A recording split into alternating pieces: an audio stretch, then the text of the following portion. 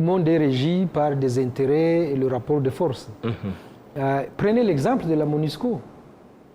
Hein? C'est ça, l'échec patent de la communauté internationale en République démocratique du Congo s'appelle la MONUSCO. Prenez les acteurs de la région. Vous avez un lien de causalité entre les deux présidents, acteurs majeurs de la région. Le président de la République démocratique du Congo, Tshisekedi, et le président Ndayishimiye du Burundi. Regardez un peu les ressemblances qu'il y a entre ces deux pays. Gangrénés par la corruption, les détournements de fonds publics, le tribalisme, le clientélisme, pour ne pas aller très loin. Ce sont les éléments de la mauvaise gouvernance. Ces éléments se retrouvent à la fois au Congo et au Burundi. Prenez le discours qui habille ces mots qui gangrènent les sociétés. C'est une rhétorique victimaire. Parce que quand on est corrompu, quand on détourne l'argent de l'État, quand on est tribaliste, on pense que c'est toujours la faute à l'autre. Regardez le discours de haine qu'il y a au sommet de l'État en République démocratique du Congo. Et on fait du copier-coller au Burundi. Regardez ce que disent les autorités burundaises au jour d'aujourd'hui. Tous les problèmes que nous avons nous viennent du Rwanda. Il n'y a pas de carburant au Burundi, c'est de la faute du président Kagame. Il n'y a pas de sucre, c'est de la faute du Rwanda. Nous sommes corrompus, c'est le Rwanda qui nous a contaminés. Pendant que le Rwanda, c'est tolérance zéro pour la corruption. Et l'Est du Congo était le ventre mou de la région. Aujourd'hui, vous ajoutez le Burundi. Vous avez le discours de haine en République démocratique du Congo, qui est institutionnalisé.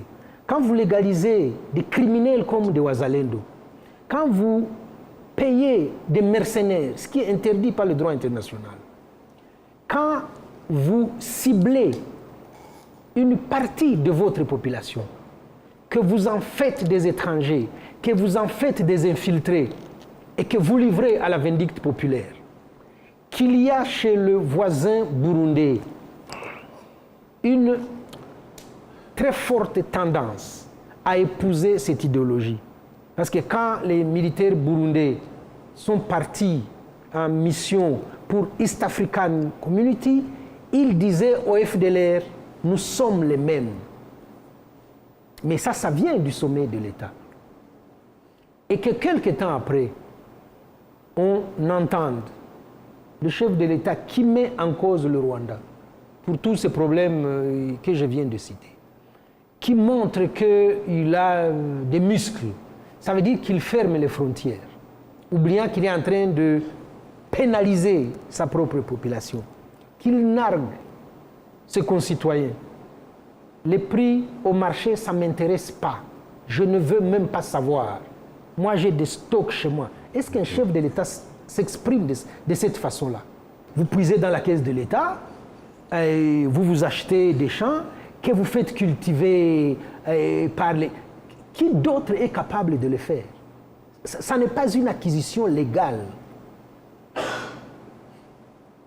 Et que derrière ça, le Premier ministre aille faire un aveu d'impuissance devant l'Assemblée nationale. Le gouvernement n'a pas de solution pour la crise socio-économique aujourd'hui. Le gouvernement n'en a pas. Pour quelqu'un qui a fait le droit public et qui connaît les attributions d'un gouvernement, qui a travaillé au sommet de l'État et qui se dit le gouvernement s'est fait pour réfléchir et trouver des solutions aux problèmes. Il y a des problèmes tous les jours. Mais le gouvernement vous dit, on s'y penche, on a trouvé... Lui, il dit, je n'ai pas de solution pour les problèmes. Circuler, il n'y a rien à voir. Ce qui est très grave, et ce que je disais, il y a de quoi être très inquiet, c'est que dans ces paliers-là, où on a désigner le bouc émissaire, où le pays est au bord de la faillite si ça n'est pas déjà fait. On assiste comme ça à la recherche des ennemis intérieurs. Quand on ne les trouve pas, on commence à faire des arrestations arbitraires. Le palier qui a été franchi, c'est le message qu'il y a derrière les grenades qui ont éclaté à Bujumbura. Taisez-vous parce que le pays est en guerre, une agression extérieure. C'est ce que fait Tshisekedi depuis 2-3 ans. Même si le discours n'est pas gobé à l'international, l'opinion intérieure parle, explique, entretient le discours d'agression. Nous, on n'a pas de solution parce que le Rwanda nous a mis à genoux.